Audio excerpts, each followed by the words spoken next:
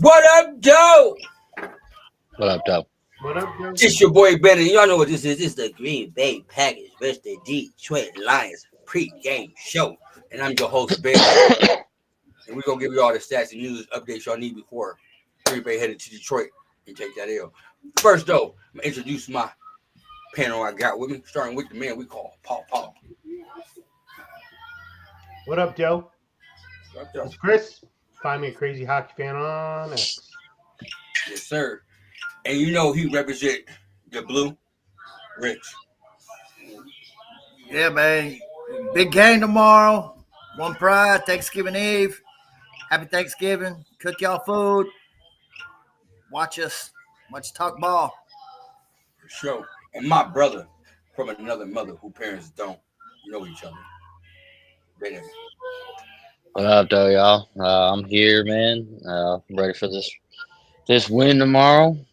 I don't think it's just a game. I think it's a win. Honestly, I feel real confident about tomorrow. But yeah, and you can always find me right here, man. Right here. All right. Before we get into, the line. What up, Joe John? What up, though? Happy Thanksgiving, Justin.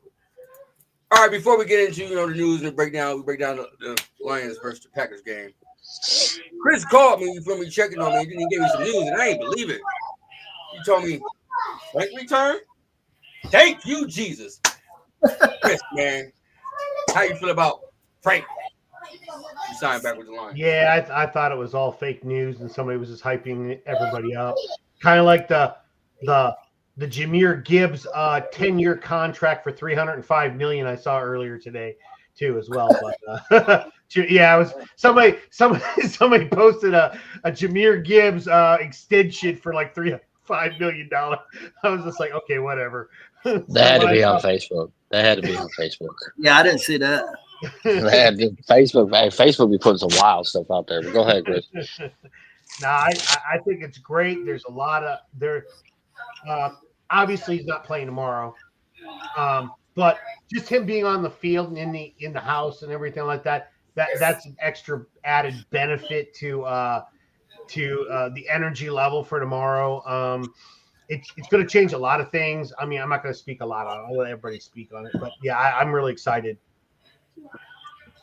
DaeDae, how you felt when you heard the news? Honestly, it stopped me in my tracks. I was kind of like, I was walking out the door, just kind of playing on my phone, and I seen that, and I was like, "There's no way," And then another source dropped it, and then another source dropped it, and I was just like, I was in total shock, man. This is what this team needs right now. This, like we were saying pre-show, man, this changes so much. The outlook of this team. The outlook of the run game and the pass game,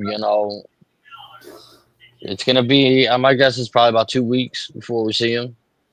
That puts us, I think that's the Rams game. I think that's what it puts us at the Rams game. Yep. There's a chance he could play against Dallas, but I'm most likely, my guess is probably against the Rams. But regardless of when he plays, he's fucking back, man. He's fucking back. Frank the Tank. Rich, your thoughts on Frank returning? Man, I was at work and, I screamed. I was like, I've never been so happy for a fat man, man. That was that was crazy. And then, I just wanted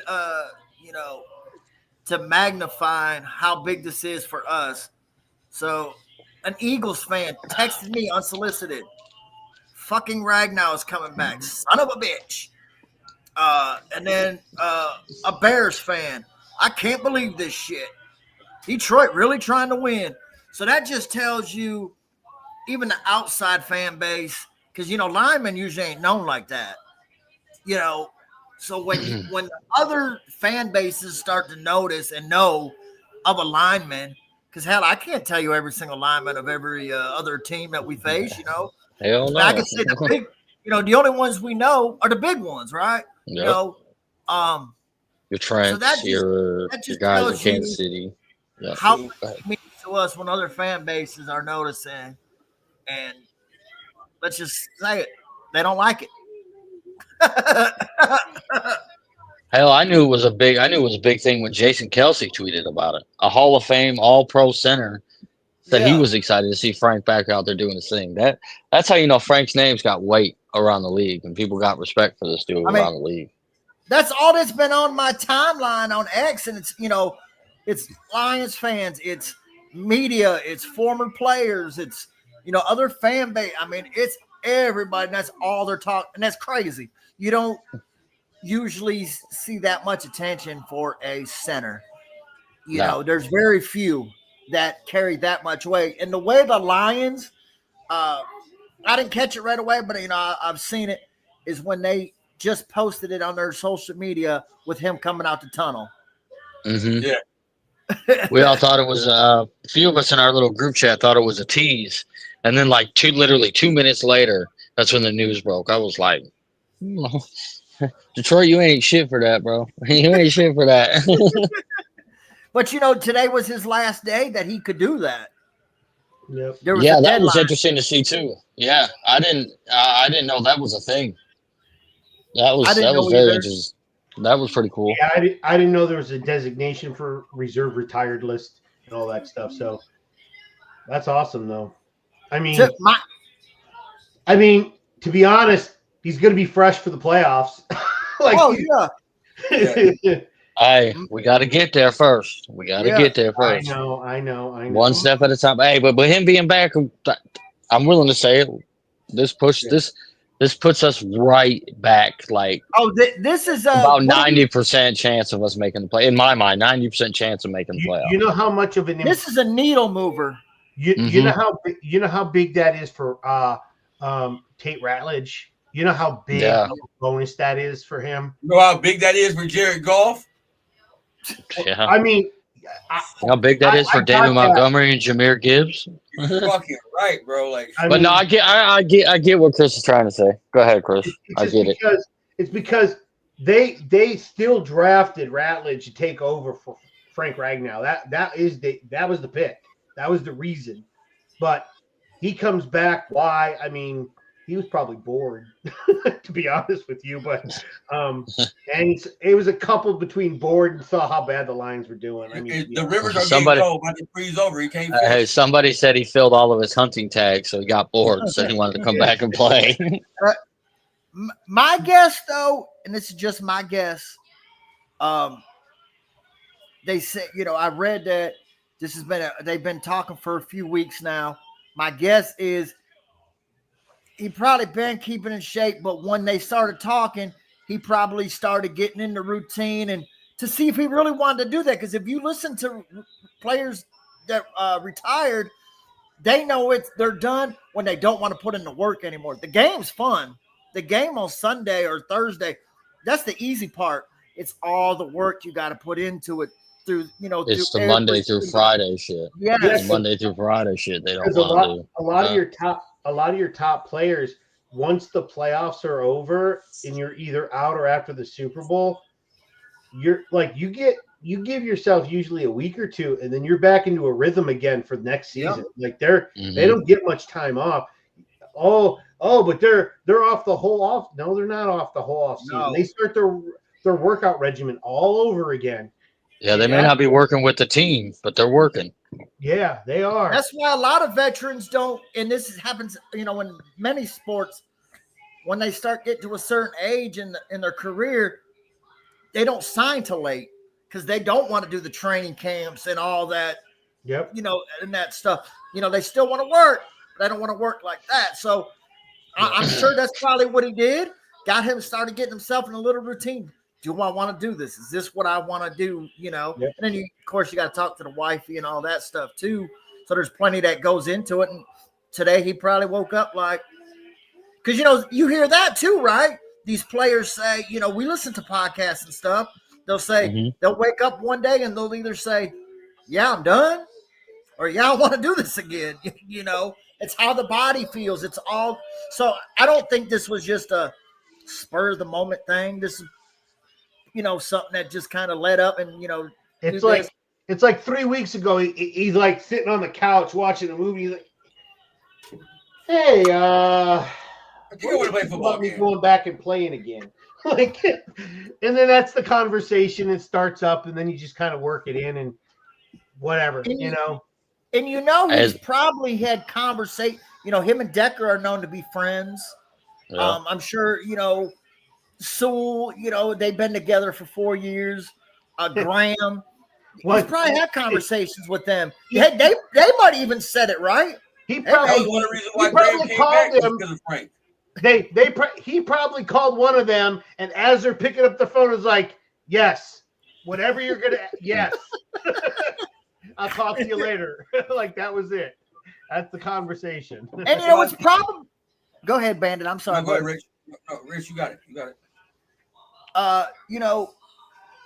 And also, like a lot of these players, say their family. Hell, they're with their teammates more than they are their own family.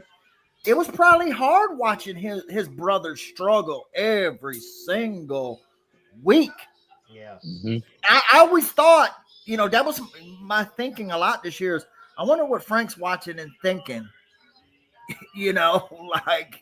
watching his guys struggle out. And, not only his blocking in the run game and the pass game, this is the one thing that I think they missed the most. And I've said this several times, the communication. Yeah. 100%. I 100% agree with that. Yeah.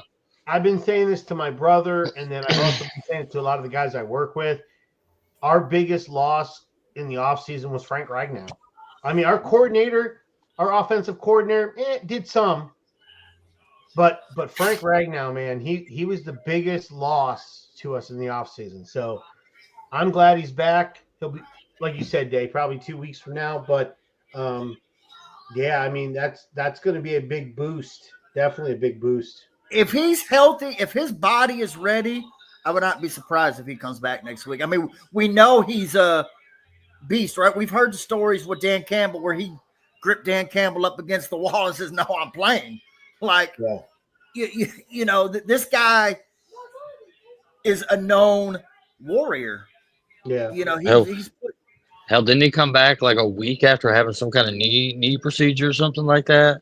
He played with a fractured throat. Yep. He be giving that. No Diddy, Frank. But no, and like we've watched. No, this was tough. When he was battling, Vea and Donald, where they're dragging him up off the ground. He's like, this dude is one of the toughest guys. Yeah.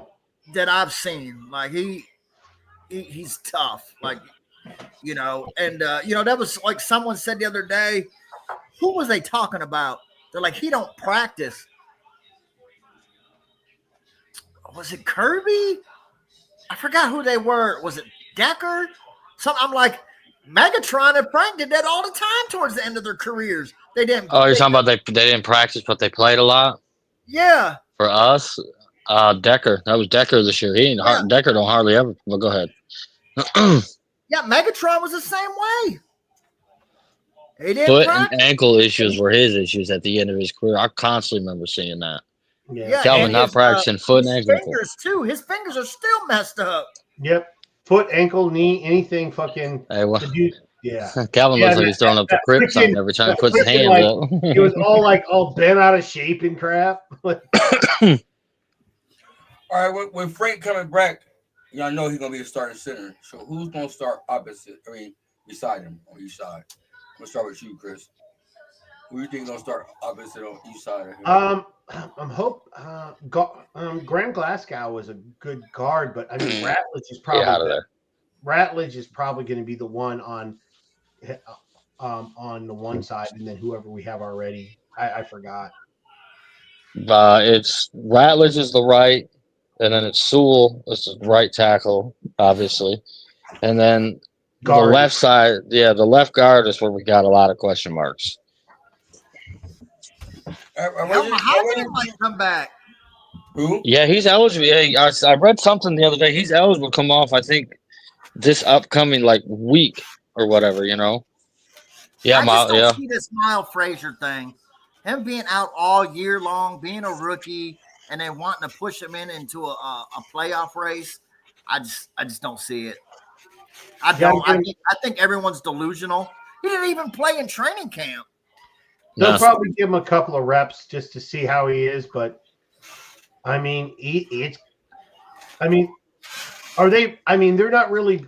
It depends on how high they are in Miles Frazier, but I just think that's asking a lot. The guy who has not played since college to all of a sudden, like, here you go, we're in the playoff. That goes back to this fan base being so high on every single one of Brad Holmes' picks. Like, you still got to remember, this guy's a 6th round pick. Yeah. You know what I'm saying? Like, they'll see it in practice. They'll see if the guy's ready or not. I mean, once they see that he isn't there, he just came back. There's no timing. There's no communication. He doesn't know. I mean, he hasn't done anything outside of watching what's going on. Like, there's too much for him. They did activate him though today. Oh, yeah. Him and Dan Pascal is not coming back. Yeah, he's done for the year. They didn't activate today. He's done for the year. Yeah. But yeah, they activated Davenport too. DaeDae's favorite player. I know. Sleep. Sleep. Davin bum. What about the rookie from out of Boise State? Did they activate him yet?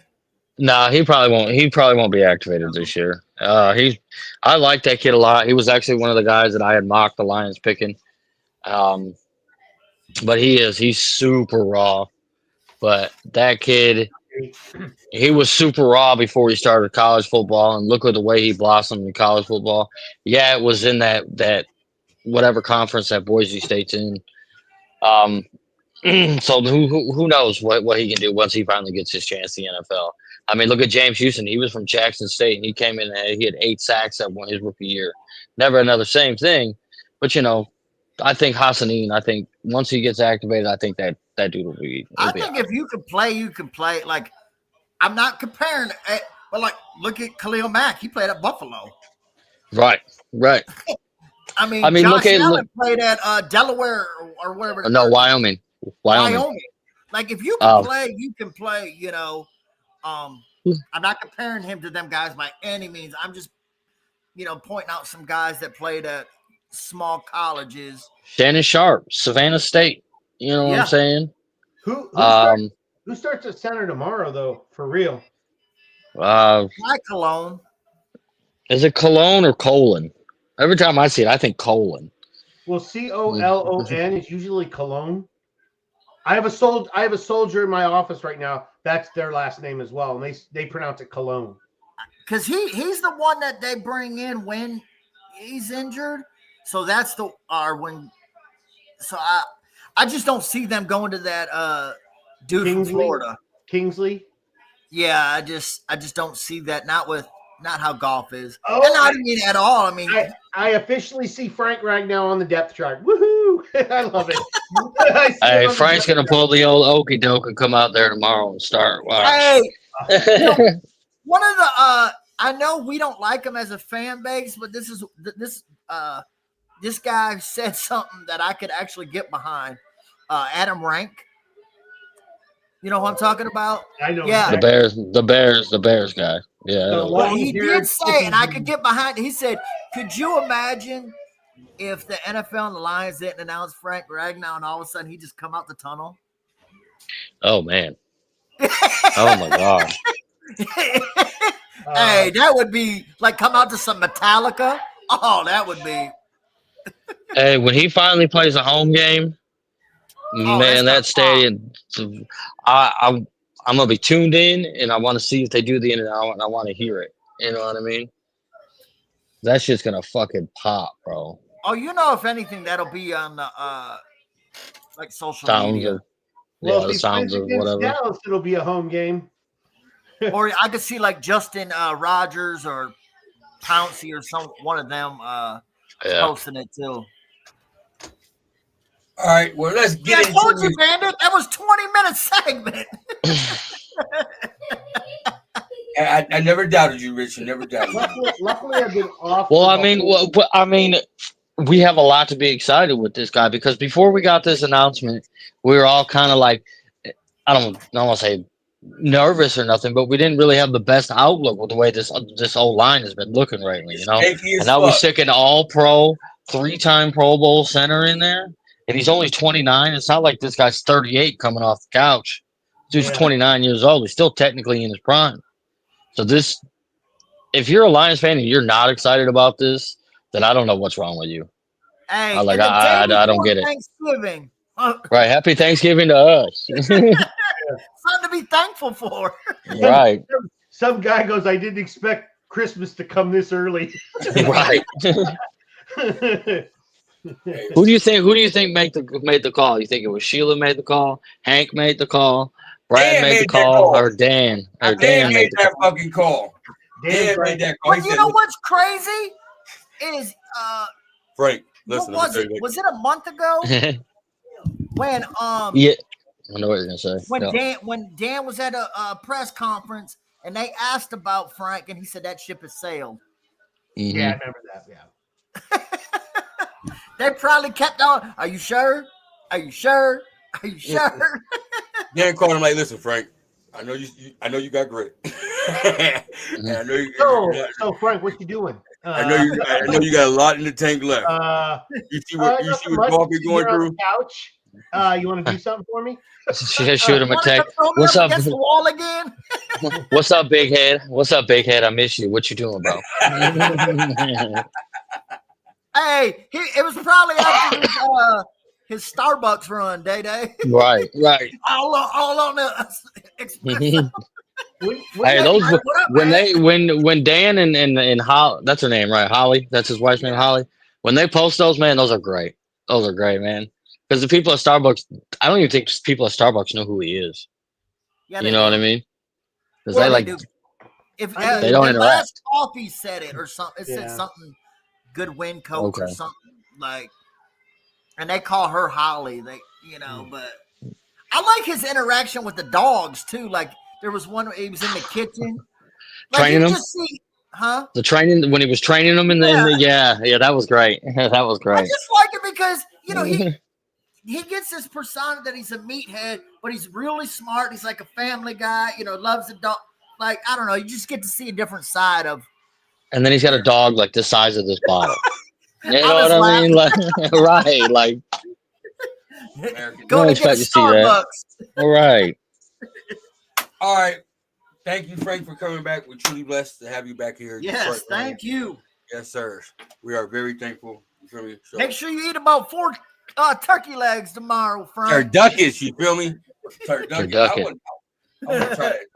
I tell you what, I want to try that. I want to try it. Yeah, I do I want to too. try a turducken. I want to try it. Yeah. Yeah. Just to say I Shout tried it. John had him. Then I'm gonna Yeah. save my food stamps all year. We're gonna try that, I swear.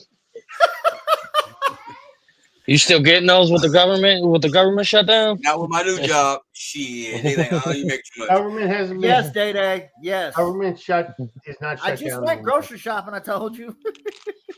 They say, hell Oh, you're no, right. Mr. Green, you make too much. All right. Hey, I gotta check mine. Hold up. Anyways, let's roll. All right. Let's get into this Packers versus Lions game. Golf won't have Frank for, like they said, for maybe a couple weeks.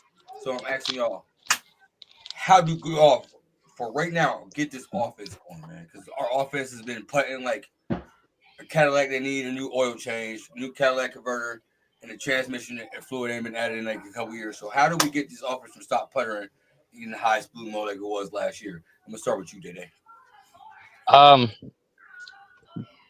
I tell you what, their D line really only has two guys that are. I mean, they're all halfway decent players, but the guys you really got to pay attention are Micah and Gary. Obviously Micah, but every time we play these fucking Packers, Gary owns Decker. So if we can figure out how to neutralize, or not even neutralize, but slow him down, I think we can handle Micah. And if we can do that, Green Bay's pass defense doesn't give up explosives, but they will give up chunks of yards. If you look at the past couple passing offenses they faced, they're not good. Carolina's. Who else? Fuck, I can't. I said it earlier today because I read the article today. Brown. The Brown. But then you look at the teams that they face that have good passing offenses. Dallas, they got carved up by Dallas, and we have the weapons to expose that pass defense because those corners they have, they started off hot in the beginning of the year. They played really well, but they're starting to come back down to earth. One of my best friends is a Packers fan, and he tells me that he's so worried about his pass defense week in and week out. So I think this game we're going to pass to set up the run because Green Bay has a stout run defense. They don't allow a whole lot of yards. That's basically because they got some dogs at linebacker.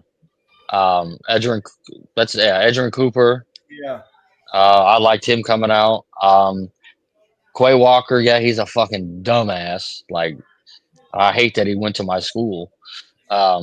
But he's a hell of a player, and he's good in the run game. So I think if we set up the pass or we come out slinging the rock this week, we should be able to get the offense going. Really should. Man, I agree with everything Dae said, but I'm also gonna add this. I think with them knowing that Frank's on his way back, I think that's going to give them an extra kick in the ass. I'm playing for my spot. Well, no, I'm just saying, like Jared Goff, the line, like everybody, they know one of their brothers are on their way back. Like, I think they're going to extra play because, I mean, you got to win until he gets there. You got to ride the ship because, I mean, we're not in the playoff contention right now. It's not like we're 10-1. Like, these games still count. Having a third-string center or second-string center. I'm already counting for again. I'm going third-string center. Yeah, Rich, slow down a little bit. Slow down a little bit. But I mean, you're gonna have a backup center in tomorrow. Awasuka or whatever the hell his name. He scares Kawasaki. me. Yeah, Kawasaki. He scares me in the pass game. But man, I think with Dan taking over, I think I'm expecting a big game from J-Mo because I think Dae's right. Chunk them up. Like, get they were trying to do that with Gibbs last game, but man, they got to do something else. Like, just these little screen show or swing passes. That's not what you got to do. You got to get them in like the Texas routes and stuff like that. Last week you seen they would have Monty in the backfield and Gibbs, and with Raymond being out, I could see more Gibbs in the slot too. Mm-hmm. We're gonna see a little different offense tomorrow, I believe, because I mean you're down to your third string tight end. You're down to your basically Tesla, your fourth string wide out because Raymond being out. You're at your however which way you want to call it, your second or third string center. So I mean you're starting to go down the depth chart. So it's going to be different. So you're going to have to do things to make the job easy for Goff. And the best thing to do in my mind is get to your playmakers and let them work. Let them get the yards because last time I checked, you get 4 downs, especially with the Lions. You do, hell, even if you do 3 yards a play, and that 4th down, you should get it, right? Like, yep. You just need 3 to 5 yards every play. Fuck them, nickel and dime them to death if you got to. Like, you ain't got to get the big play all the time, but eventually, Gibbs or J-Mo, they're gonna break. They're gonna make a play. I mean, there's a guy who won 6 Super Bowl rings, dinking and dunking. and then only one every once in a while that he throw a fucking, you know what I'm saying, explosive play. That's how the Patriots did. They dink and dunked at pretty much all the time, and then you know they had their explosive players with, you know, when Randy got there and Gronk and shit like that. But if you go back and really look at the Patriots offense, it was a whole lot of a dink and dunk. Whole lot of dink and dunk. And if I seen something, oh, you can't win like that. Oh yeah, once you ask that son of a bitch who's got 6 rings. Well, that was like that. my argument yesterday when they were talking about Mahomes. All he has is Kelsey. Okay, same thing with Brady. All his receivers, he had Randy, he had Welker, but hell, Welker came from Miami. He wasn't nobody until they got him. Yep. You know, but it was everybody. The wide receivers were good, but they were never good when they went elsewhere and got big contracts. No. Hell, we brought Amendola here. And he didn't do shit. James White, he turned James White into a hell of a player. Yep. He had a bunch of somebodies plus Gronk. Yep. That was their formula, and it worked. Chris. They said everything, man. I mean, let's be honest. I just sit here and listen. Yep. Chris adds the ad libs in the background. Yeah. Flavor. Talk about JMO. Well, Chris, I got JMO on a couple of parlays. So I need him to do something tomorrow. So I haven't sent mine off. yet. I gotta send mine off before the odds change. I'm gonna have to ask you, Bandit, to submit some stuff for me if you could. Oh, no wonder you ain't winning. You're going with this guy. Well, unless you going want with the Ohio soft guy over unless here. you want to do it for me, Day, and your buddy in Michigan. What was you saying, Chris? I couldn't hear you no more. You said something about Ohio State. I had to take them off. What are you saying? I was going to ask you so kindly. If you that shit. Now you got me knocked out, Jay. I didn't even do nothing. I knew you was coming next. I wasn't. See, yeah, that's what she said. Anyway, Chris, since you know they talk so much, I'm gonna let you start with the can Gibbs have another big game against the Packers? Like Dave said, I mean, their run defense is pretty stout. So I have to agree with what Dave said earlier, man. If you can get the pass game going early, open them up, get them out so they have to spread, then you can give it to Gibbs and get his speed going. But if they don't, it's going to be it's going to be a tough game. It would be more of a Monty game in terms of like just the sheer trenches type of game. But if you can get that open, if you can get that pass game going and get it open, Gibbs can start cutting them up. Hey, Malone, man, yes, Dan Campbell is going to be doing the play calling for the rest of the year. Yep. DaeDae, same question to you, man. Can Gibbs have another big game against the Packers? I believe so. I do. He's hot right now. Like he's hot. And then, like Rich said earlier, there's going to be a little bit extra motivation for these guys since they know that Frank's on his way back. I think this news couldn't come at a worse time if you're a Packers fan. Really, you know. And then another reason I think it is they're going to try to also kind of neutralize Micah. And the best way to neutralize Micah is run the ball right at him. Micah does not like to defend the run. Micah likes to play the pass rush. And he don't even really like rushing right at you. He likes to be able to chase after you. I think he can. We don't need him to have a game like he had last week. Better not. We better not need this guy to bail us out last week like he did. But, yeah, I think he could. Rich. When did Dan Campbell take over the offense? 2 weeks ago. 2 weeks ago. Against Philly? Commanders game. No, Commanders game. 2 weeks ago. 3 weeks ago. 3. So that's when the glasses came out. Since Dan has taken over, So versus Washington, he had 15 for 142, 2 touchdowns, 3 catches for 30 yards and a touchdown. Versus Philly, he had 12 for 39, but 5 catches for 107 yards. And then last week, we know what he did. So, and if you go back even to the Tampa game, the only game he didn't do nothing in either the pass or running game was against Minnesota. But every other game, he's either giving you both in the pass and the rush, or he's giving you one or the other. Mm-hmm. So, he's on 5 games in the NFL. That's a heater. Yeah.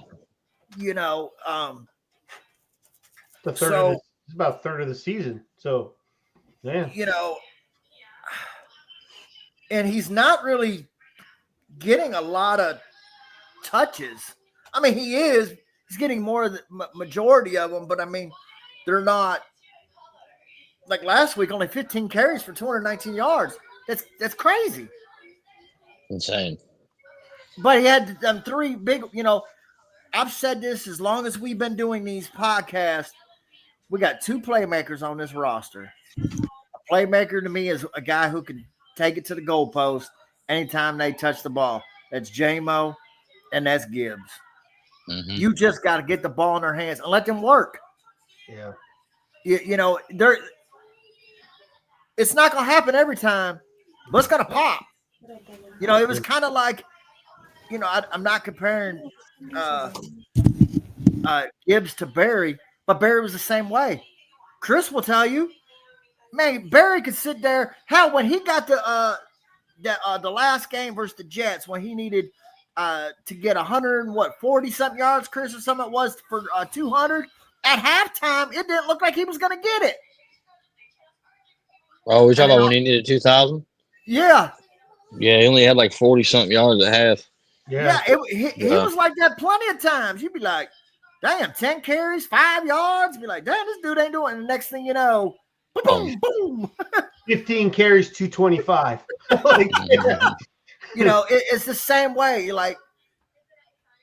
Now, out of all the backs I've seen, to me, Jameer is the closest as far as the way their explosiveness and the way they're able to stop and go. Yeah. Barry's still up here, but I'm saying the closest. Playmaker status is the same. The way Gibbs can stop on a dime is unbelievable.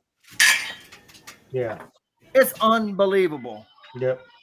It is. You watch him. Hell, if you that one yesterday, and he's also stronger than you would think for a guy you'd probably look at him and be like, oh, he's shifty. Mm-hmm. He's strong. Most of his yards actually come through the tackles. Yeah. Remember they said he couldn't run between the tackles. Yeah. Rich, yeah. I'm going to start with you on this one, Rich. Who has to show up big for the Lions on offense in order for us to win this game? Give me one player, Rich. Easy. O-line. Thank you. Say one player, not one unit. I knew you were going to say that, Bandit, too. I'm saying the O-line, too. Well, I mean, Rich is right. He's right. If that O-line don't show up, nothing happens. Nothing goes on. It don't matter. We could say St. Brown needs to show up. We say J-Mo needs to show up. When you say Gibbs needs to show up. When you say Goff needs to play his ass off.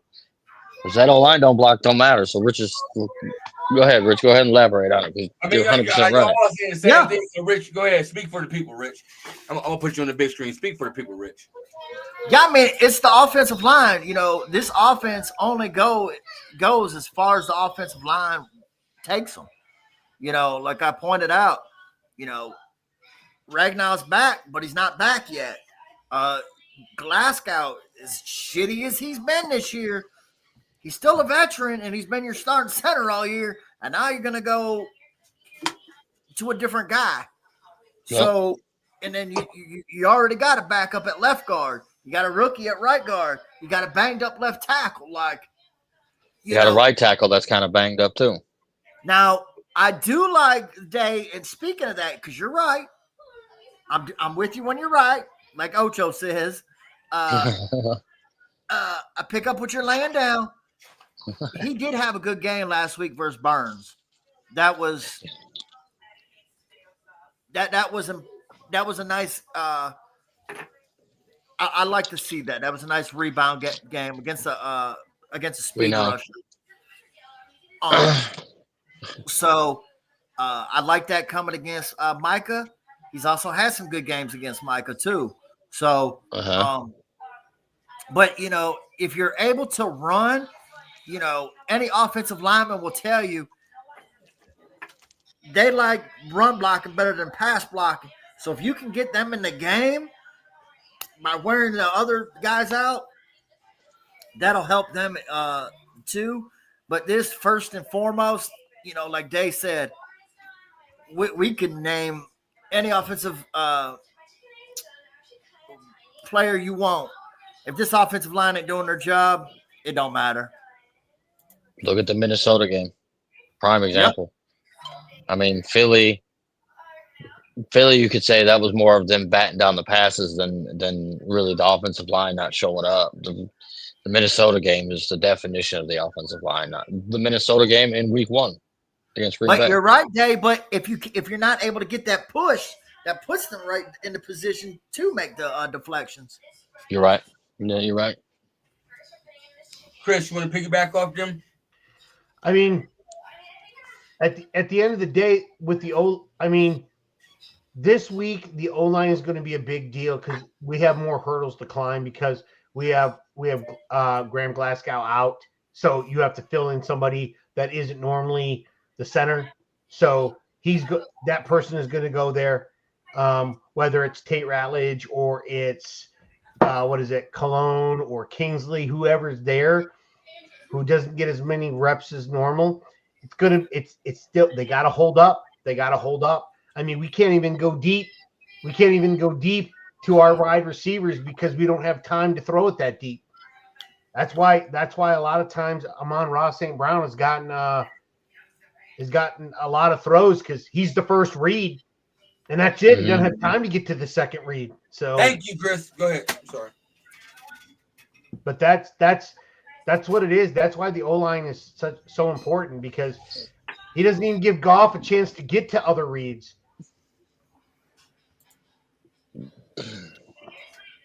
Anybody else before we go to the next subject? Yeah, I'll say okay. So if we're not all going to say the O-line because that's like the most obvious choice, it's got to be St. Brown. St. Brown, like if the O-line is struggling, okay, we'll go with that. If the O-line is struggling, that means Amon-Ra, like Chris said, he's the hot read. He's the number 1 read. We need him to show up. He's got to start catching some more of these passes. I know he only had 2 last week, maybe 2 or 3 last week, but 1 led to an interception. We're going to need him to show up this week. We need steady. We need steady Eddie St. Brown that we're used to. Yeah, if it's in his hands, he's got to catch it, man. He can't be fumbling it around. He got to catch that ball. Well, I'll say St. Brown. If the O-line don't show up, which I'm hoping they do, because they do have their work cut out with them against this D line. They do. Saint's got to be the one to show up. That he's Goff's safety blanket right now. Now that Laporta's not here. All right, it's the time of the show where I say, hey, we got 160 people in the building. I appreciate y'all all in here watching us for the pregame show. Do us a favor, please. Go to YouTube, type in Detroit Fan Report. You'll see the line in the left-hand side. Hit that subscribe button, man. We very much appreciate that. We are thankful for our subscribers and people that are watching. So do us a favor, man. Take the extra 5-10 seconds after day and hit that subscribe button. Also, go to X, type in Lions Fan Report, and hit that follow button with Lions Fan Report. You feel me? Appreciate them, everything they do for us over here. Thankful for him over there. All right, next topic. DaeDae, I'm going to start with you. Why always got to start with me when I'm coughing, bro? Every time, never fails. I'm over here dying. He's like, we're going to start with you, DaeDae. Fuck. You wait for me. I hit Chris. I hit Rich first. Now, DaeDae. Go ahead, bro. How do the Lions shut down the Packers rushing game and Jacobs? Is Jacobs playing tomorrow? Yes. Is he? He is playing tomorrow. Okay. I didn't know that because I was gonna go talk. I was gonna talk about the backup Wilson because he's a whole different type of back than Jacobs is. As far as shutting down Jacobs, just do what we do against the run game, man. I mean, we're one of the. I think what are we like? Top 10 in run defense. I don't know top of my head. I really don't like the statistics and all that shit in it. Really, it's what my eyes tell me more than what the numbers on a fucking piece of paper. What a bunch of dorks in the basement are doing. Well, we You know? still have not allowed a 100-yard rusher yet this year. Shoot, we gave that 300-yard passer last week. Yeah, Leo, right after, Leo, right I after was the watching game, that. bro. I was watching that. I was like, "Are we gonna let it?" And sure shit, he got it. I was like, "Damn it!" Well, I'm glad we got it out of the way. We don't have to worry about that anymore. So let's. Nah, bro, I can't do. I can't do post show. I have to drive an hour and a half to go get my kid right after the game. I can't. I can't do right after the game. It's not gonna be possible for me. Y'all can, but I won't be there then. I mean, Leo, we'll get a into that 300-yard passer. That's what I meant. Go ahead, DaeDae. Sorry, just do what we do against the run game, man. We're usually pretty stout. I don't think Jacobs even really got off against us the first time. 19 for 66. Yeah, but did he have a long one in there somewhere, or were they just steady Eddie chunks?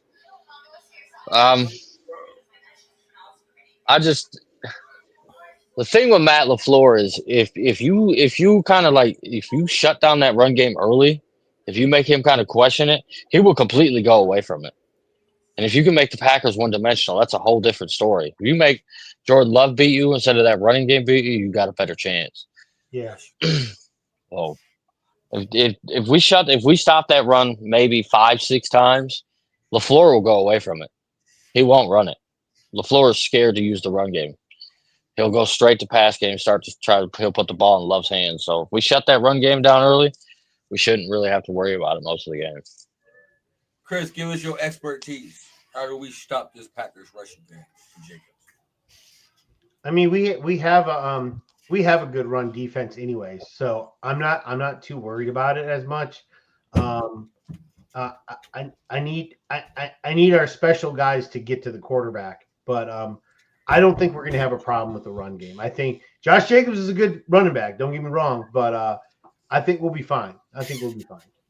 Their O-line's beat up too right now, I believe. Not really. I mean, I'm looking at it. Nobody out that's significant. I thought Eldon Jenkins was out and Zach Tom's out, I believe. Okay. No. No. Nope. The only ones out tomorrow are Carl Brooks, defensive line, Lucas Van Ness. Okay. So, I mean, that takes out some of their depth at edge. Jaden Reed's out again. Oh, I thought we were talking about the Packers run D, so I was looking at O-line. So Rich, why you got to pull it up, man? Why don't you give us the injury report real quick so far? What's going on with the Packers in line? I have the injury report for both teams, but is that what you want?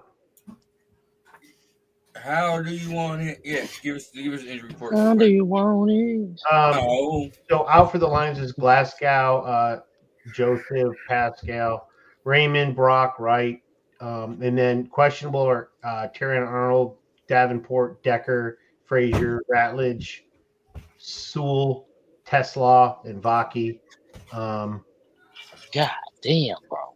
Those are That's a whole offense. I know. Fuck. They'll play though.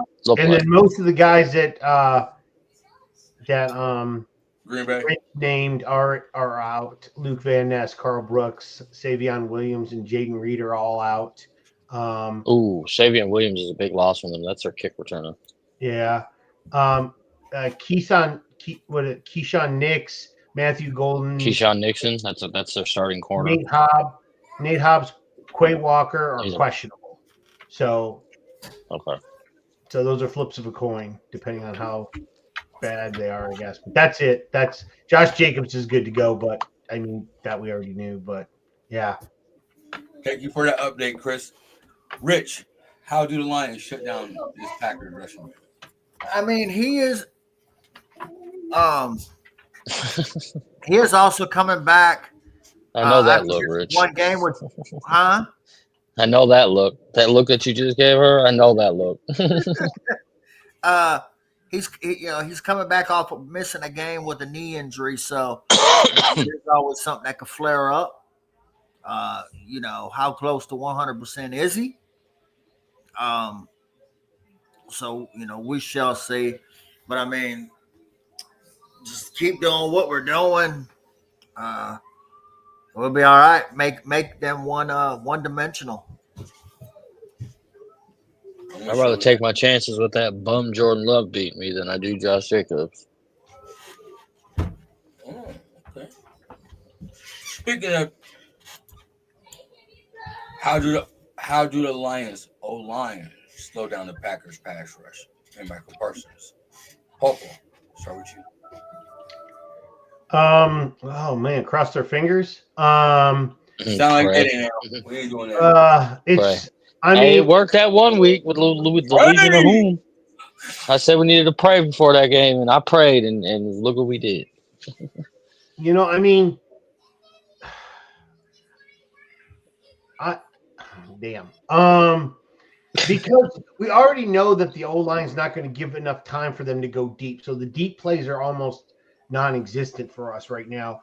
I wouldn't mind putting a two-back set for extra blockers that are coming up the middle just to stymie wherever they're gonna, because wherever they're gonna be Micah, wherever Gibbs is going to fill in or Montgomery's going to take the hole, Micah's going to go to the other side.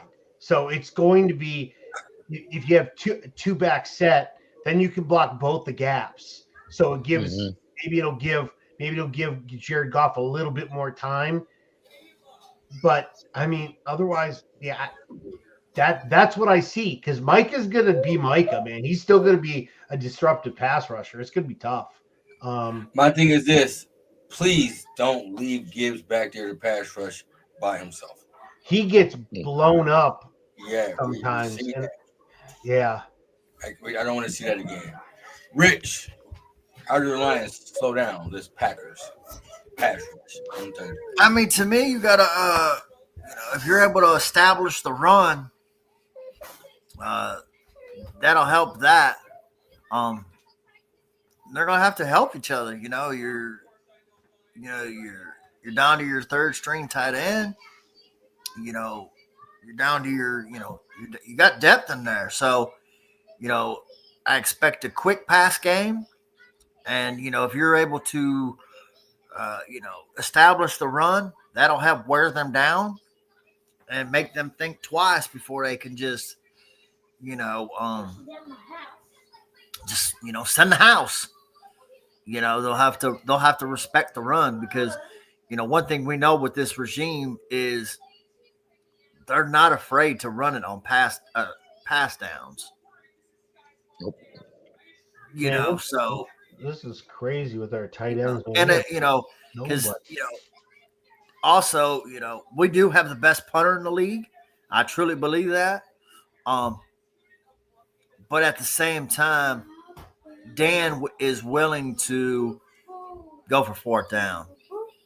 So, if it's fourth and manageable, he's going for it, and I'm one of those guys. I mean, we've seen it for 5 years now. Hey, and I always say this in life, I can deal with anything. Just be consistent with it. He's consistent with it. One game it didn't work in our favor, and that was versus Philly. We were 0 for 5. But let's be honest, guys. How many times is that the case? Shit, I think it's only happened maybe one other time. If that. It just don't happen.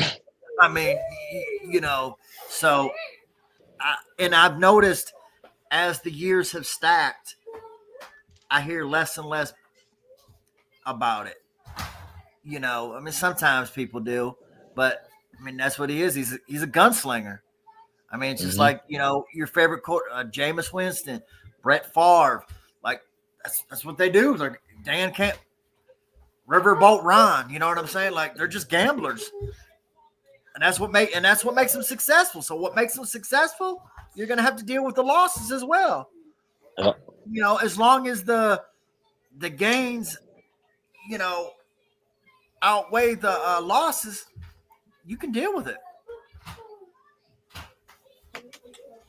You know, I'm looking at this Tristan Colon and Kingsley Iguanacon.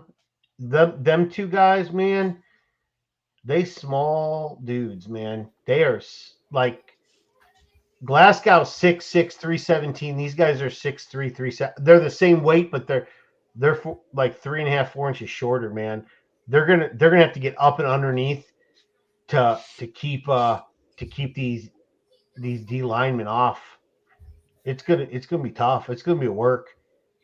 I'd almost say put Ratledge in there. I'm trying to look at this line, man, but They're not going to do that. I know, but damn. He's probably the fourth or fifth string center at this point. Like, that's why I'm saying it's going to be Cologne because he has come in. Well, he's got previous starting experience at playing center too. Yeah. Yeah, he's played center before in this league somewhere. I don't know where, but I know he has. I feel much better with that, to be honest with you. Okay. Now, if Ratledge had been doing it all preseason and camp, you know, and then they played him at guard during the season, but we had seen him play center in the preseason or something, I'd probably be okay with that. But man, that's a lot to ask a rookie to slide over there at the back end of the season. Yeah, Absolutely right. You're right. I'm just like, I just hope he can fill well enough.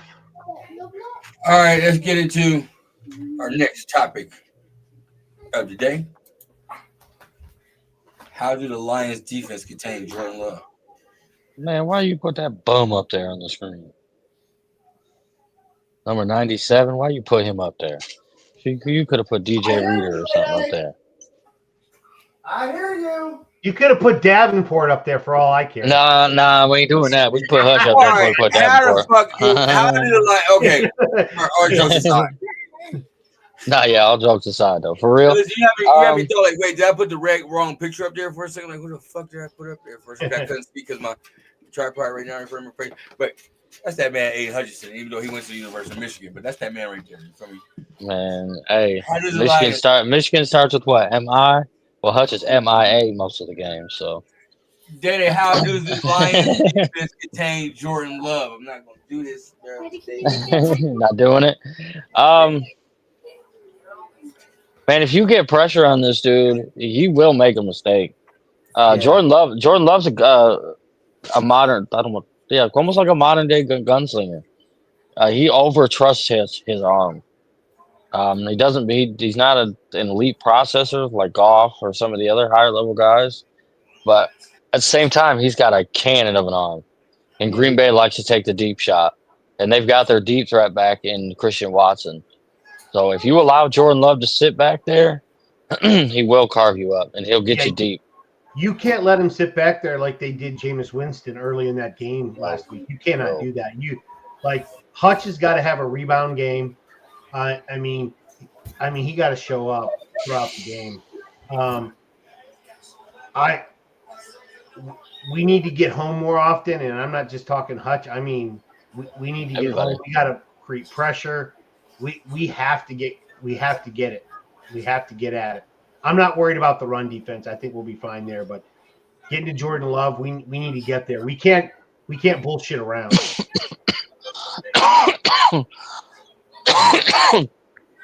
The D line as a whole needs to play a lot better this week than they did last week for sure. Yeah. I'm going a different route because I'm tired of my boy getting bullied. Brian Branch getting bullied. He's got that clutch gene. He comes and plays, makes plays when he needs to. There's two guys 45 inch that have been MIA as well that need to step up. One of them, I know he don't make as much money, but we haven't heard much from Muhammad here in a minute. True. Another one who does make money, Aleem. He did help on that hutch in getting the cleanup sack at the end by taking the center up off. But Aleem, he played really well his first game back. You really haven't heard much from him after. He makes 20-something mil. He needs to do something too. I can't hear you, Bandit. And I don't mean by putting him on the edge. I don't ever want to see Aleem at the edge again, bro. But That's terrible. he's still coming off. I like him at the edge with him, Reader. What you mean? Did you not see his tape, bro? It's terrible. I didn't watch the tape. I worked. Go watch the tape. You might want to change your opinion after the tape. If you want to keep him at the edge to help with the run, yes. That's what as I'm a saying. pass rusher, Yep. no. But that's where Davenport will help. Then you won't have to do that. Oh no, I don't know about that. Oh yes. Leave Muhammad out there if you gonna put that. At least Muhammad gonna say. They've been putting Muhammad in the middle though for pass rushing. I don't know why. I don't know. But At this point, man, for the pass rush, man, they're just throwing shit at a wall and hope it sticks. Yeah, that's what they're doing. I will agree with Rich from our group chat though. I can't stand Hutch in that damn wide 9. Like oh my god, hell no. No, that shit needs to go too. That's just got to go too. It takes him forever to get to the quarterback, and by the time he gets there, the ball's out, or the guy's on the other side of the field. Like it takes. And then he's fucking winded by the third fucking down. Like yeah, and if you look at, and if they put a guy in the slot on his side, he's literally playing corner. Yeah, I know, huh? He ain't far from the corner, that's for sure. No. Y'all ever played the game Wario? It was the purple version of Mario. It's like the evil version of Mario. Yeah, His name was Wario. Remember how? I don't know if y'all remember how he used to run. That's what Hutch looks like when he's trying to pass rush, bro. It looks so awkward when he comes from that wide 9, bro, because he's trying to run at the same time as well, try to get the pass rush going. It looks so awkward. I can't stand it. And also, he's got to go through so much traffic, you know, especially with the wide receiver. Now you got to run through the wide receiver, and then a lot of times they got the tight end. Like, I mean, you just got so much to do. If you notice, last versus the Giants, his success was when he was pulled in. The one that on the interception, on the sack at the end of that was where the success came from, when he was more in line than out wide 9. So I don't know what their purpose or why they're doing it. I don't know. I'm not in the room. I'm not a coach. I just know what I see. I see more success when he's further in than further out. Go ahead, Rich. I'll let you finish because I got a question on the wide 9 thing. No, you're good. So do you think they're playing him in that wide 9 because they're expecting more of the pressure to come from the inside and try to flush that quarterback out kind of his way? So you know what I'm saying? Do you think that may be what they're thinking, and it's just not happening because Aleem's not playing like his best ball right now? See, that is you know a good thought. Yeah, I didn't think of it that way. I was thinking because when you put the wide 9 in there, you open up the hole wider because that end has to come out, has to come farther out. It opens up a hole. So either like Anzalone or somebody's got to get into that groove, or Hutch by moving that guy out farther, he should be going like pretending to go on the outside, but then spin back into the inside, giving him a bigger gap to go through to get to the quarterback. But he's just so far away that by the time he does that spin move, the ball's out or the guy's rushing to the other side. He's not how can I say? He doesn't have elite speed. Like if he had elite speed, he could get around and get to the quarterback. He plays with his food too long before he gets to the quarterback, and that wide line's too far away. Like Rich, has he ever been a fast guy? You watched him at Michigan, so has he ever been a fast guy, or is he purely like a power guy? Because that's really all I've seen from Hutch is more power than I have really. He's not like Javon Curse. Okay. But he's not Myles Garrett either, if that makes sense. Yeah. Like as far as the power and then not the speed. So he's got, I would say, above average speed, but he's not a burner. You know what I mean? Like, Mm-hmm. He kind of uses a combination of both. So like the speed is a little, I think put it this way, I think he has more quickness than speed, if that makes sense. That makes a whole lot, yeah, because a receiver could have the same thing. The receiver may not be fast, but he's quick. So Like Jerry I Rice. get that. Jerry Rice was not fast, but he was quick. Yep. I don't mind him lining up wide, but not that far out there. Like you could still line him up and make that end guy come out farther, but you don't need to have him in a full wide 9 that far out. I mean, I've never been a fan of the wide 9. I hated when Schwartz used it here with Bandit Bosch. yeah. Yeah, I mean, that's who I was just getting ready to say. Yep, Schwartz said it was. Man, you and I were just talking about this the other day, Day. I can't fucking stand it, man.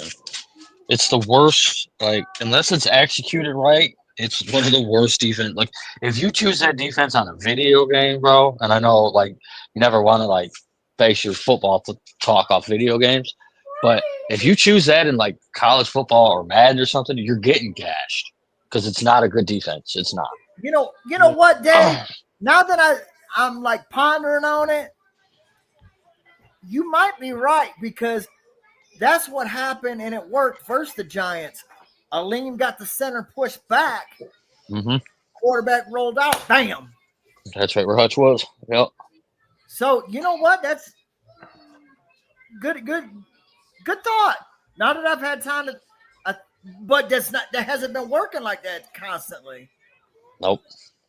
And it hasn't really worked at all, except really for that one play that I can think of off the top of my head. What, Yeah. Leo? There's Leo.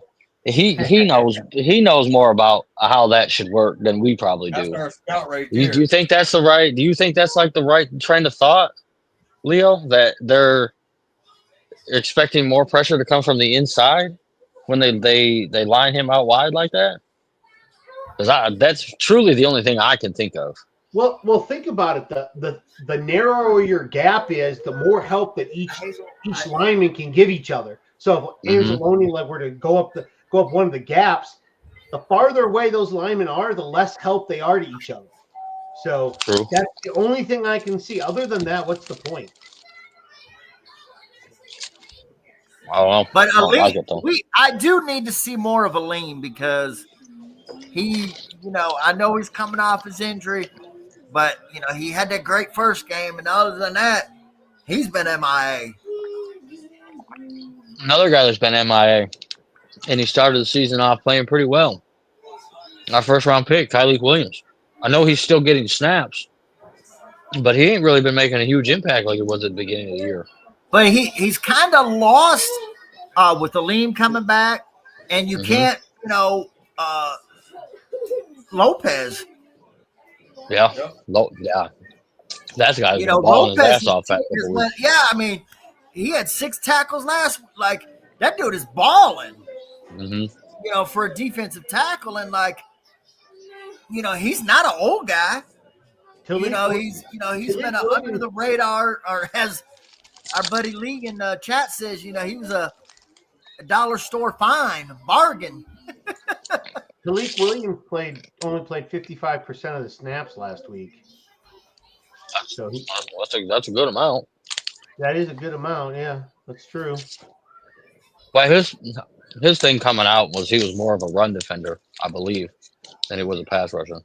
Yeah, but they liked what they seen out of the pass rush for him. Mm-hmm. But yeah, I think that's more his thing. But that's your depth though, right? I think that might be another reason why they're using Aleem out there too, because then they want to get Lopez, Reeder, and Tyleek more snaps without taking away from Aleem. Yeah. Aleem got 84%, so he was out there quite a bit. All right, next topic. How does the Lions match up against the Packers passing game? Chris, how do we match up against the Packers passing game this upcoming week? Well, Terrion Arnold is questionable. I think he'll be back. hopefully that helps bolster our somewhat lacking passing defense. But we've done pretty good recently, so I don't think we're gonna have a worry if we make them one-dimensional. I don't think I don't think it'll be as big of a deal as we're making it out to be. But if we can't stop their run, it's going to be a lot harder. I think this is a game where our safeties are going to have to play well. Love likes to throw the ball deep, and they run a lot of deep passes for him. Now that Christian Watson's back. What type of defense do we usually play? Like, do we play too high safety, or would we have to do it? Cover two. Shep plays everything. Yeah. Shep plays.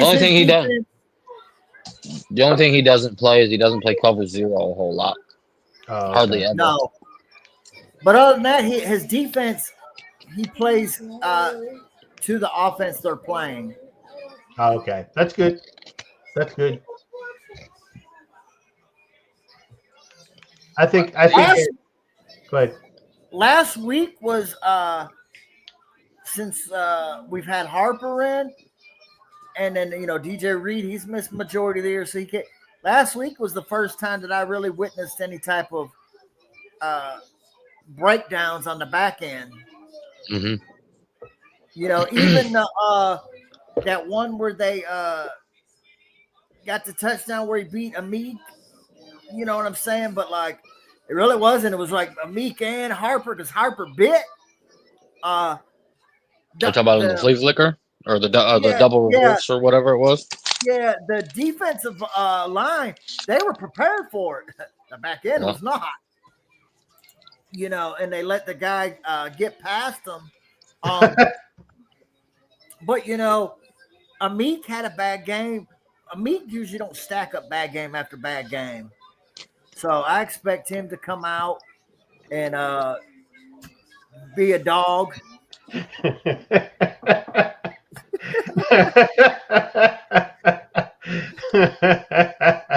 I tried to warn you about your quarterback, but you didn't want to listen to me. Stay over there with 9. No, hey, that's your. He done. But I actually have some serious thoughts on that, but this is a Lions show, so I'm not going to talk about that right now. Fuck JJ. Go ahead. I'll say that. He said one Friday night. How about that? What about it? Okay, he don't play for my team. He been injured. He injury prone. You right? And JJ McCarthy ain't it. I'm right. Anyways, go ahead. He's a rookie. Man, rookie my ass, man. He injury prone as fuck. Go ahead. He's a rookie. Oh. You can say I will give you he's a rookie, but once he hits next year, I don't care how many games he's played. He's been in the league for 3 years, so I'll give him till the end of this rookie year. or not, you can't sail the ball over your fucking receivers head by 10 yards. It's fucking Justin Jefferson, for God's sake, bro. Come on, bro. We've seen guys like Nick Mullins and fucking Josh Dobbs and quarterbacks like that come in and have success with Justin Jefferson. JJ can't. JJ can't even. You can't target the best receiver in the league. I don't care if you're fucking Tim Boyle. You're going to come out there and throw for at least 60, 70 yards to Justin Jefferson alone. But at the same time, I said I wouldn't talk about this, but I'm going to. This also shows that maybe KOC is not this great quarterback whisperer that we all think he is. Because if you look at the success of the quarterbacks he's had success with, they're all veterans. Sam Darnold, Kirk Cousins, Josh Dobbs. Nick Mullins is a veteran. He's played in here. He's all had kind of success with those guys. Now you give him a rookie quarterback, and he can't really do much with him. So we don't part of it is JJ, and part of it may be KOC. Bro, skull state of mind. Look, stay over there. Hey, but also too, if you just stated a similar quarterback, those are all pocket passers. So it's JJ. No, he's not. He's not Lamar, but he's not Jared Goff either. He's got some. He's got. Oh yeah, he's right. That's right. He's white Tua. He's the white Tua talking about hello. Who's white? But back to the question at hand, I think we match up fairly well. Especially if TA's back. And Reed, this will be his second game back, so he'll have his legs underneath him. I think we match up well. But it all depends on shutting their run game down and getting the love.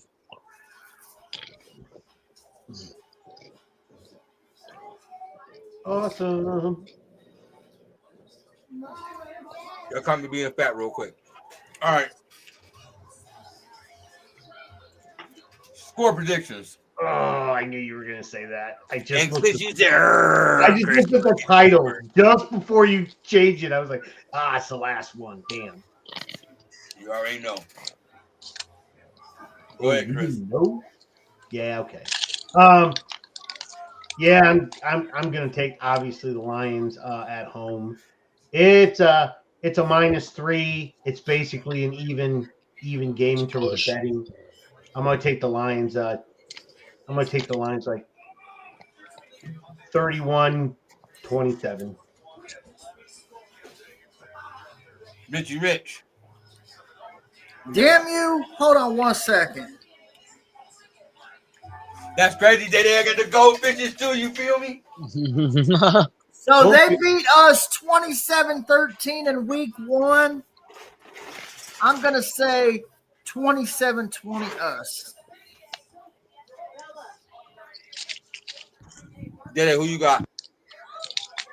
My goldfish are cheese because I'm prepared to be eating some cheese tomorrow. Oh, you got the mega gold. You got the mega goldfish too. Yeah. I've never had these. These are good.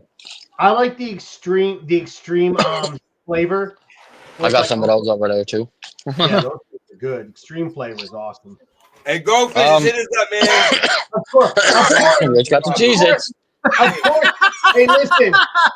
Of course, Ohio State would have the rainbow color. Just saying. Sorry. I have a daughter that's 2-year-old, and we're going through her colors, so all y'all can kiss my ass. Now, how about that? I have a daughter too. Don't be 2 like years Terry old. Gatton. Your daughter's not practicing colors right now, Chris. Now. All right. Yeah, all right. Then. So damn, you gonna sit up there and eat all her colors, bro? That's fucked up. I got another box. Sit up there and eat all your baby snacks like that. I got a good job. Now, go ahead. Now. I'm gonna say 21-14.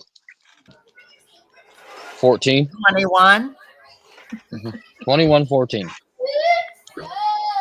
6, 7. Oh God, no. He's not here tonight. I ain't gonna do that. I got a break from the 6-7 for one night. All my soldiers. all my soldiers have that one number freaking taped to their freaking cubicle. All my soldiers do. About your score prediction, you crazy man? 41. 41-3. 6, 7. This is a big game. Not only for keeping the playoff race, but for the division, the title. Because we obviously all think that Chicago is not going to hold up, especially with the remaining schedules that they have. Take over 6 seconds. So with us knowing that this is a big game, and we're getting Frank back, I do have our Lions winning on Thanksgiving. Give me, but it's going to be a close one. 28-17, Detroit Lions. I can dig it. Yep. Can you dig that sucker? Hey, I'd like to see a repeat of Dallas. Right. Yeah. All right. With that said, I appreciate the 198 people that came out and watched the pregame show with us tonight. Do us a favor. Go to YouTube. Type in Detroit Fan Report. You see the blue line. Hit that subscribe button. Y'all know how we do when we end every show. I'll let y'all know where y'all can find everybody out on the panel. Starting with Go Buckeyes, Rich. The snack Man, back's my old I've back. been behaving all show, trying not to do this, and everyone else. So you know what? I see that. I see Amazing Blue Hammer. That's what I see. I see the hammer in the. I out of only that see blue. salt. I don't see no I fucking only see corn. Honolulu Blue. I don't see no fucking. Oh, I'm colorblind. I'm colorblind. Yeah, we know. We owe you old. You got Like that, cataracts. Dave? You got cataracts. Hearing aids fucked up too. Hearing aids fucked up too. But no, man. I expect a good game tomorrow. You know, all things that we had talked about. You know, getting embarrassed first week. Frank coming back. Like we're in the we're at the point of the season where you need wins. You can't afford to drop games. So Yep. I expect and didn't we lose last year too? What do you mean lose last year? I said, didn't we lose last year? No, Thanksgiving? we didn't lose last year on Thanksgiving. No, remember we beat the Bears because Caleb fucked up at the end? Oh yeah, it was the year before we lost, right? No. Yes. No, I think We lost versus the Packers. It was the year before. We beat them the year before on Thanksgiving. 2 years ago. No, Google it. we lost because I remember because I was going through my DIVORCE. Chris, Google it. I'm already working on it.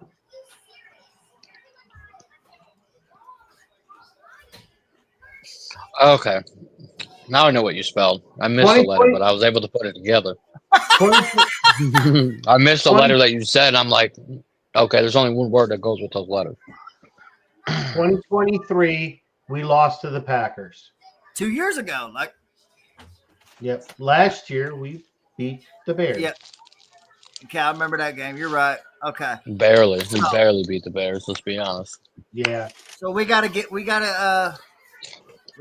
this man. Ford Field's gonna be jumping tomorrow. Let's get that dub. Happy Thanksgiving to everybody out there. Thankful for Frank Ragnar coming back. I'm thankful for. You think he'll be there tomorrow? You think he'll be there tomorrow? I think he'll be there. I think so. Oh boy. Oh boy. 6'7". 6'9". 8'9". Listen, you better. Hey, DaeDae! That's a trigger for her because that's what her stepdaddy says. blah. It's even blah. Cut the cameras. Cut the camera. Can I get a run? Chris, let everybody know where they can find you at. You can find me on X at Crazy Hockey Fan. You can also find me on Instagram at @OnePrideNation_20. My brother. From another mother. DaeDae. Let them know where they can find you at. Man, you can find me right here. Probably right here in my old man rocker. You know what I mean? My lazy boy. But if you ain't, I have social media, but I'm never on it, so I don't really care if you go and follow me or not. But make sure you go and follow Detroit Fan Report and Lions Fan Report. Follow Lions Fan Report on Twitter. Follow Detroit Fan Report on all platforms. And let's get this dub tomorrow, man. And happy Thanksgiving. It's a big win. Need a big win tomorrow. That's going to count for like 2 games because if we lose to the Packers, we also lose. That's like an extra half a game in the division. Yeah, because they got the tiebreaker over the right now. So. Yeah. All right, I appreciate everybody watching. DaeDae said the best, man. Go hit the subscribe button. With that said, man, happy Thanksgiving. Eat turkey. Enjoy your holiday, but at the same time, be safe, man. Yep. I know the video's gonna be out. Y'all know the video's gonna be out, so don't be drinking and driving. Just be careful. There's a lot of crazy people out. Yeah. It's Thanksgiving, A man. lot of soft people out there too. Round of applause for 6'7". Since you want to say, Look here, 8'9". What are you, Hazel? What are you, like 8 or 9 years old? 1, 2, 8, 9? Hold on. So you're telling me you lost to four years in a row to a bunch of guys in skirts? What does that say about y'all soft ass? They fucking Irish. They Irish. They Irish. A bunch of guys in skirts 4 years in a row. All right, you know what clip I saw earlier today? The Jack Sawyer clip. They're not putting that fucking flag on our field, bro.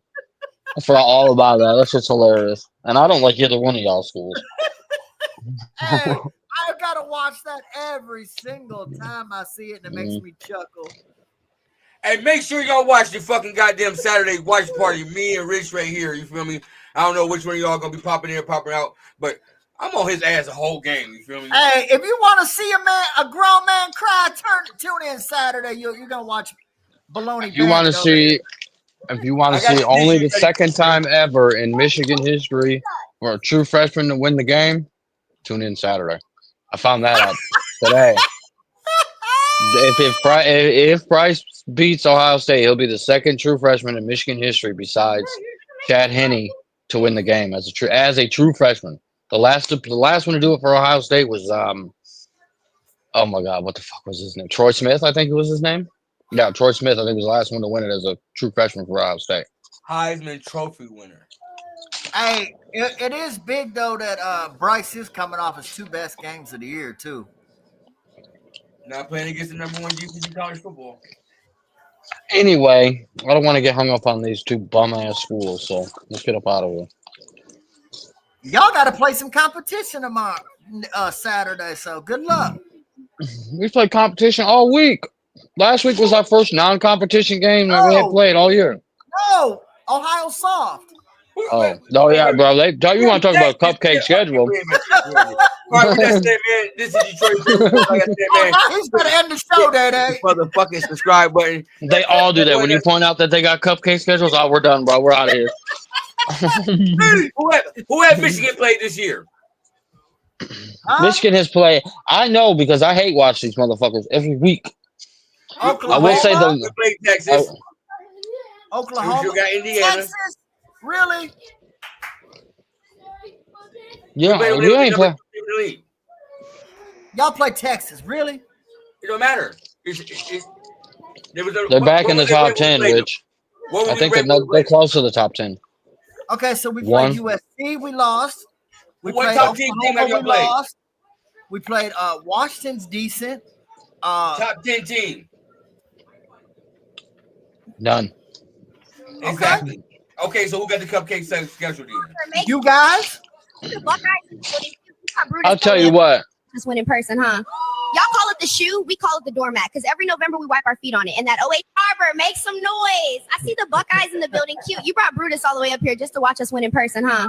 Y'all call it the shoe, we call it the doormat, because every November we wipe our feet on it. And that just thought I'd say. I'll tell you what, though. Chris, I'll tell you what. Neither one of y'all's teams would ever survive the schedule that Georgia went through this year. Sorry. We played a top 10 team almost every other week. Hey, but Michigan did what Georgia couldn't do. We beat Alabama twice in 1 year. We did what Michigan couldn't. We beat Oklahoma. We can't even beat anybody with our own goddamn, what's his name? What was their coach name? No, Jalen Milroe was playing. Out there, the head coach. And we beat him the first time. We put him in retirement. Well, I'll give him that. You guys and Alabama back-to-back games with We won the national fucking championship. Anyways, with that said, man. So did we, but we beat y'all when we won our natty. Do us a favor, man, and join us Saturday. We won back-to-back natties, so come holla at me. Back-to-back natties. Back-to-back natties. What's up? Hit that subscribe button with Detroit Fan Report. You feel me? Like Christmas telling y'all peace. We out of here. Have a happy Thanksgiving. Be safe, man. Enjoy your time with y'all Happy family. Thanksgiving, everybody. One pride, baby. One pride. One pride.